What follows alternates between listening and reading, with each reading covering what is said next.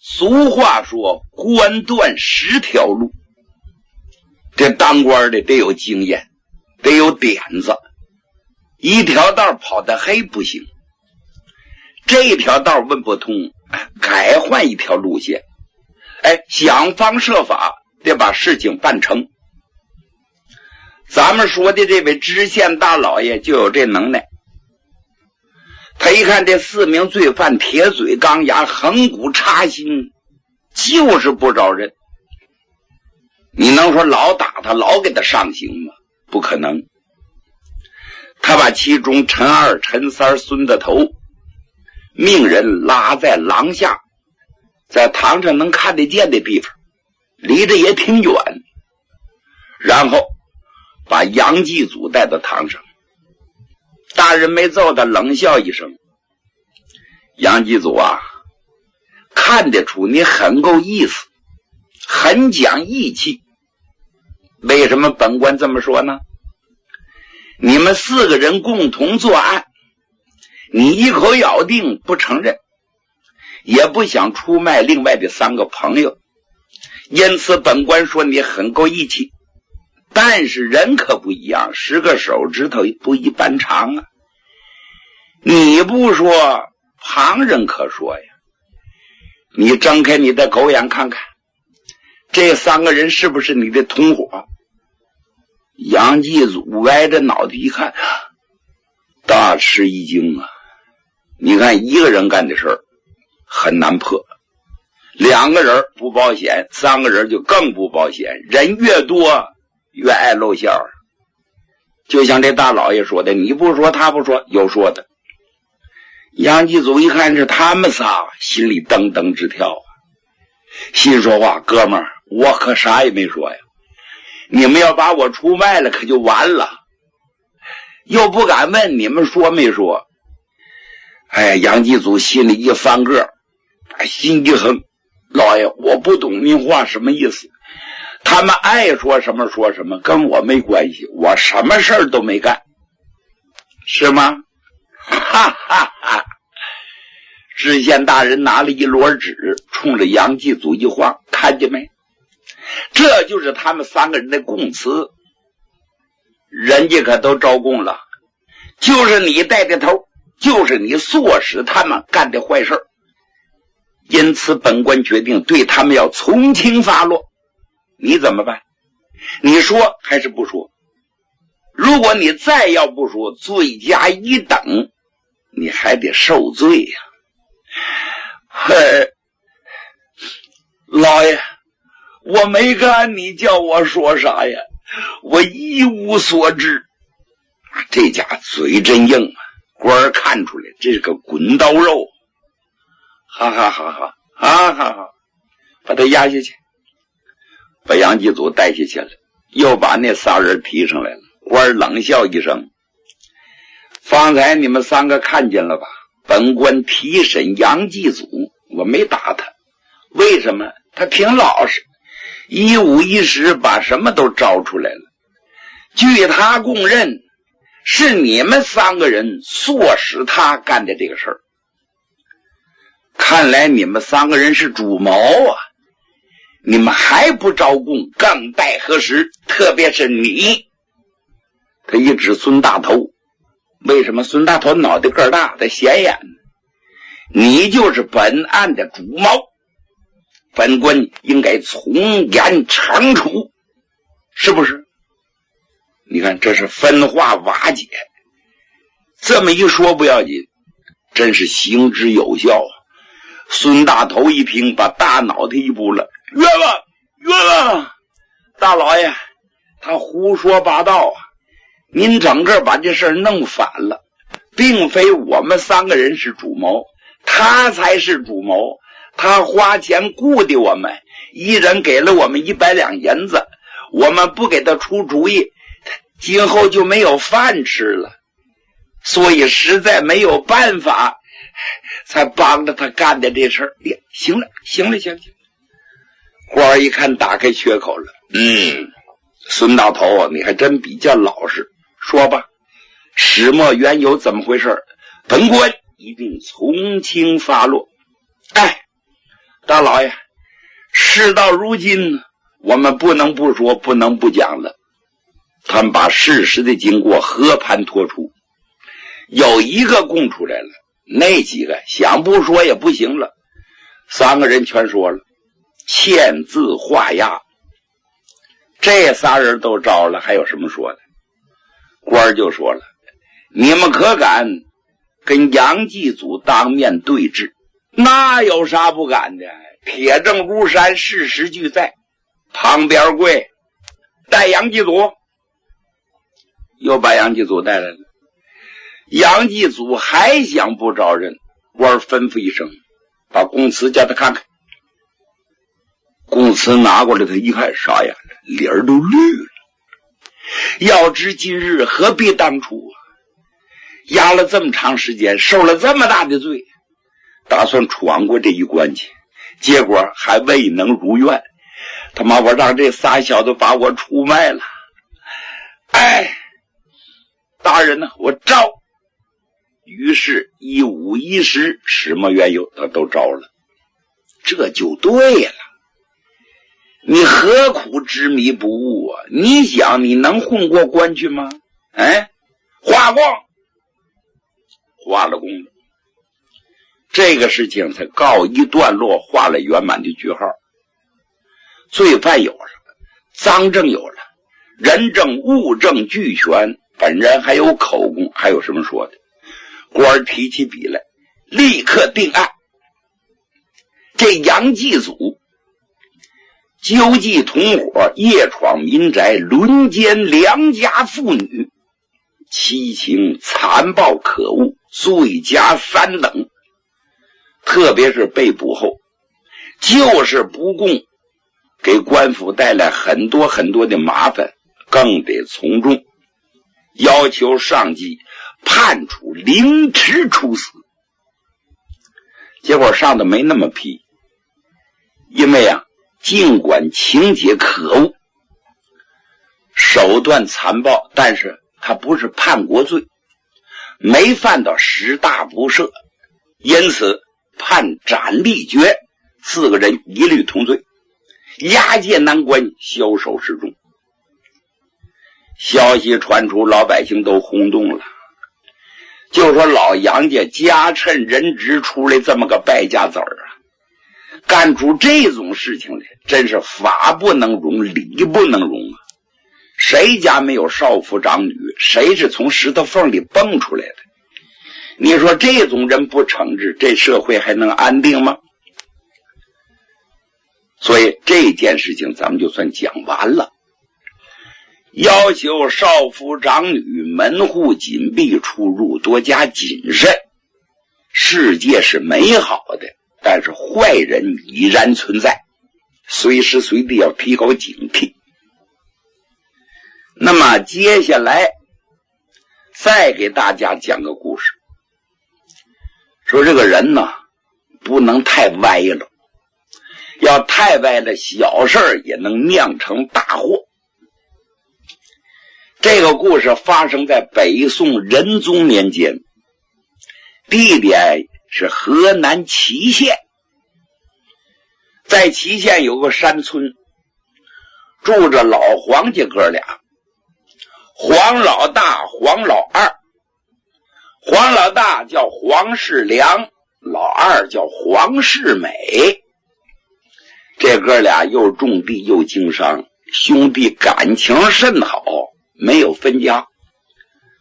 祖上给留下5间房，1家2间半，而且他们都成家立业了。黄老大娶了个媳妇儿，姓李呀，叫李月凤。你听这小名多漂亮，多水灵。但就这媳妇儿是本地最刁蛮的悍妇，年纪轻轻，最不讲道理，破马张飞，全村的人没有不怕他的。说一个女子怕他什么？哎，你可说错了。咱们说句白话，这个女人善于拉破头，撒泼，别人办不到的事儿她能办，别人说不出的话她敢说。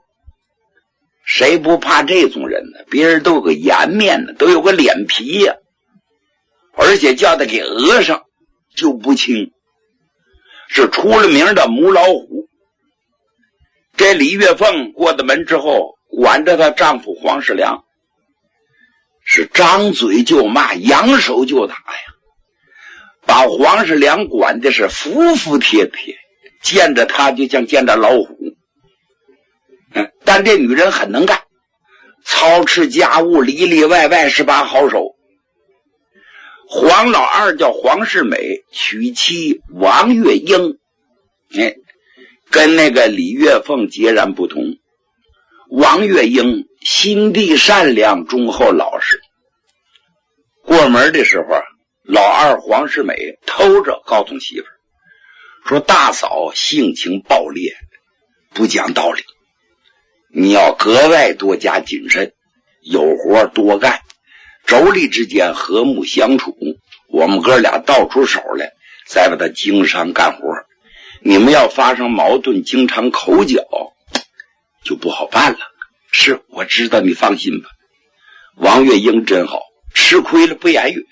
你骂我，你发火，我不跟你对着干。等你发够了火，骂够了，出完气了，不就完了吗？所以他能够吃亏让人，能够忍让，妯娌之间也就没发生什么矛盾。但是老大媳妇儿这李月凤挺刁啊，他就发现这弟妹人样子比自己强得多，他偷着生气，心说为什么他长那么好，我长得这么难看呢？我们俩换换个多好。所以就产生了一种醋意，老怀疑丈夫黄世良看不上自己相中弟妹，处处防范，疑神疑鬼，但是抓不着什么凭据，也就没爆发，也该着出事儿。5月端午这一天过节了，黄世良下地干活去了，黄世美呢跑一个买卖，一半时回不来，他不在家。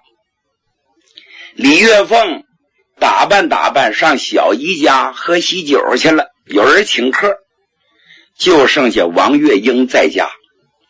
王月英这个人呢，有活都抢着干，一看嫂子没在家，我多干点活累不着人，就拿这簸箕把前院后院该扫的地方扫得干干净净，草刺皆无，帮着嫂子那屋打扫卫生，擦擦桌子板凳。这算个什么呢？嫂子回来省着干活了，一片好心。然后把这个簸箕笤帚给嫂子搁到门口。为什么这么办呢？原来他们定个规矩，这是自家人订立的，这个卫生不能靠一个人打扫啊，得轮流着办。头一天是李月凤，第二天是王月英。李月凤打扫完院子之后吧，把扫帚簸箕放到老二家门口。第二天老二家扫完之后，把扫帚簸箕放到大嫂门口，轮流着打扫卫生。今儿个也不例外。这呢，王月英全打扫完了，把搓的扫帚放到门前，休息休息回屋了。过了一会儿，老大黄世良从地里头回来了，进屋一瞅，老伴还没回来呢。嘿，这屋怎么这么规矩，这么干净？挺高兴，就知道是弟妹给干的。没进弟妹那屋，站在院里就说：“月英啊！”一听大白子回来了，你有事吗？月英啊，你受累了啊，屋是你收拾的吗？那算个什么呢？举手之劳。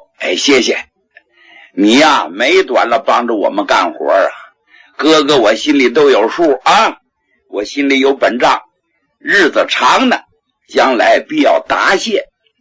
大哥，都是一家人，您还客气什么呢？有活您尽管吩咐。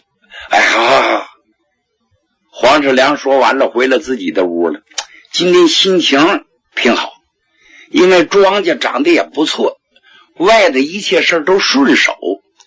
小日子有望，一天比一天发展呐，不由自主就哼起小曲儿来了。噔噔噔噔噔，他正哼着呢。母老虎李月凤喝酒回来了，也搭着多喝了一点，摘摘晃晃推门进了屋了。一看当家的在屋待着，怎么那么美呀，还哼哼小曲儿呢？我说刚才是你唱的啊，你怎么那么美？美点总比发愁强啊，这还犯错吗？哎呦，母老虎往屋里一瞅，怎么这么干净啊？壶碗擦的倍儿亮，屋里的干干净净规规矩矩，当家的不是那个人，油瓶子倒了都不服。我这屋谁给收拾的？哎，老二家里的呗，还有谁呀？月英看着你出去不在家，心疼你，把屋给收拾了。是吗？上咱这屋来了啊？不上这屋来怎么收拾屋？哎呀，可真有意思啊！他过的门来，这还是第一次啊！我就纳闷，怎么我不在家这功夫，他窜到咱屋来了？你还在家？你俩干什么来的？干没干那种事儿？你说哪有这么屌的？老大一听火往上撞啊！哎，你是嘴不是？是嘴你就说人话，别说狗话，你懂不懂？什么玩意儿呢？不准胡说八道呀！心虚了不？哎，我可告诉你，我憋着你不是一天了，我早就发现你们俩鬼鬼祟祟，眉目传情。甭问，趁着我喝酒没在家，可给你们留了空子了。你们两个人跑到这儿来约会来了啊！方才进门我看见了，扫帚簸箕放到门前了，你把他拉进屋来，宽宅大屋，你们俩是不是行云雨之事了？跟我说话，是不是这么回事？本来老大是窝囊废，让他给管出来了，但是分什么事儿？这种事儿能胡说吗？老大真急了，蹦起来给母老虎来个嘴巴，我叫你胡亲！这也是头一回，这一下把母老虎给打急了。哎呦，你敢打我？过门之后你从来没碰过我呀！啊，为这件事你打我，证明你做贼心虚，你肯定干了这个事儿了。你打算用暴力封住我的嘴，没门儿！他就冲那屋喊：小贱人，你舒服了吧？啊！趁着我没在家，你跑到我这个屋来，以给我打扫卫生为名，勾搭我丈夫，你们俩成奸了，你快乐了是不是？你敢过来对证？这就叫泼妇。咱们说的是北宋年间的事儿，那么回过头咱看看现实，邻里之间有没有这号人？还不在少数，蛮不讲理，满口胡亲。老大一听可真急了，过来就捂他的嘴，他就抓老大，两个人在屋就厮打在一起了。老大满头大汗呢，你多喝了几盅酒，你回家来耍酒疯，这要叫二弟听见，真不真假不假怎么解释？这要传到邻里之间，我们怎么抬头怎么做人？你这真不是东西。哎，这泼妇善于抓别人的弱点，你越怕什么他越说什么。你不怕丢人吗？我不怕呀。他一听老大这么说，他更来劲儿了。